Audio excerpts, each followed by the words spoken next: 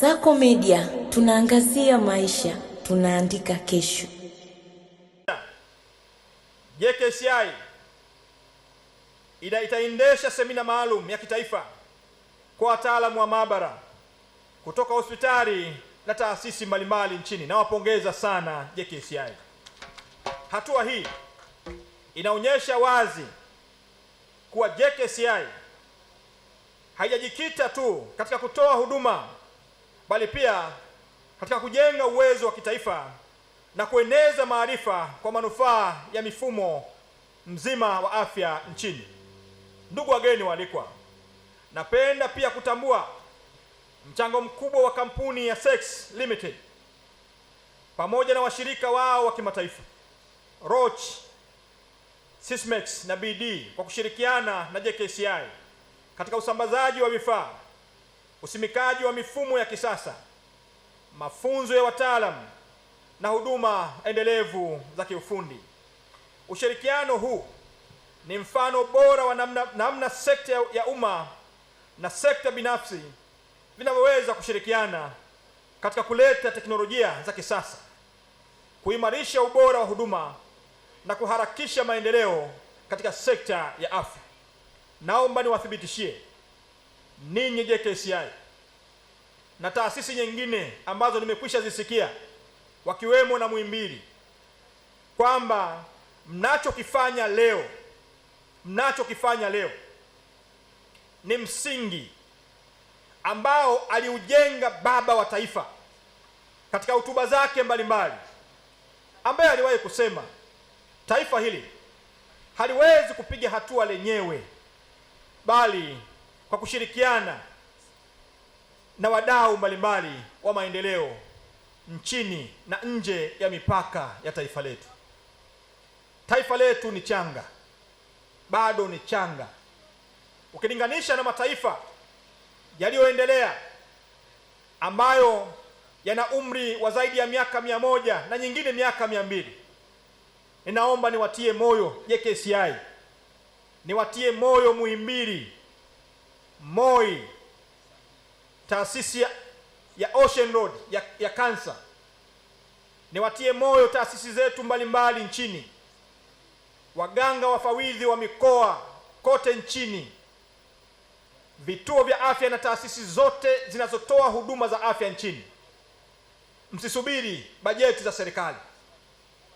Taifa letu, kwa maono wa baba wa taifa kwamba haliwezi kuwa huru bila kujitegemea kwenye sekta ya afya, lakini uhuru huu utategemea na namna ninyi viongozi ambao mmekasimiwa mamlaka ya Mheshimiwa Rais katika taasisi zenu, kwa namna mtakavyojiongeza kwenda kuwahudumia Watanzania katika maeneo yenu. Uhaba wa vifaa, uhaba wa majengo utategemea sana ninyi viongozi mliokasimiwa mamlaka ya katibu mkuu, namna mtakavyoweza kupiga hatua kwenye taasisi zenu, kwenye hospitali zenu, kwenye vituo vyenu, kwa namna mtakavyoweza kujiongeza kuwatafuta wadau wa maendeleo, kuzungumza nao. Msisubiri waziri, msisubiri katibu mkuu awape maelekezo nayatoa leo hapa JKCI. Msisubiri kutuomba kwa barua. Nendeni, kutaneni nao, zungumzeni na wadau, sogezeni maendeleo kwenye sekta ya afya kwenye maeneo yenu, na sisi viongozi wenu tutawapongeza kwa kazi nzuri ya ninyi kujiongeza na sio kusubiri bajeti za serikali. Bajeti zetu ninyi mnaziona. Jana waziri wa fedha aliposoma pale, mmemsikia.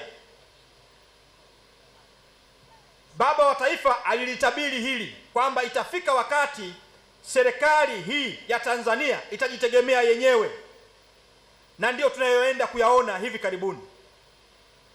Bajeti 74% ni mapato ya ndani, na sehemu ndogo karibu bilioni 500 pekee ndio mchango wa wadau wa maendeleo. Hii tafsiri yake ni nini? Ni ndoto za baba wa taifa ambazo sasa Rais Samia ameziamsha kwamba taifa hili inawezekana sisi wenyewe tukajitegemea. Lakini kujitegemea kwetu kutategemea sana na ninyi viongozi wetu ambao mmekasimiwa mamlaka kwenye maeneo yenu. Jiongezeni. Na sisi ndani ya wizara tumewapa baraka zote. Tokeni, nendeni mkazungumze na wadau, nendeni mkatafute fursa mbalimbali. Na nimesema hapa leo, mkurugenzi, hili sitalirudia. Mimi kama waziri wa sekta hii nimetoa ridhaa. Nendeni mkawasaidie Watanzania, nendeni mkatafute fursa, na msisubiri kibali cha wizara. Kibali na kitoa leo. Kawasaidieni Watanzania kokote kwenye taasisi zetu kwa kutafuta fursa mbalimbali. Mkiweza, jengeni wodi mbalimbali bila kusubiri bajeti ya serikali, na hili mnaliweza. Kibali nimekitoa leo. Mwenyekiti wa bodi, msisubiri waziri aseme, nimekwisha sema leo. Kwa niaba ya serikali ya Jamhuri ya Muungano wa Tanzania,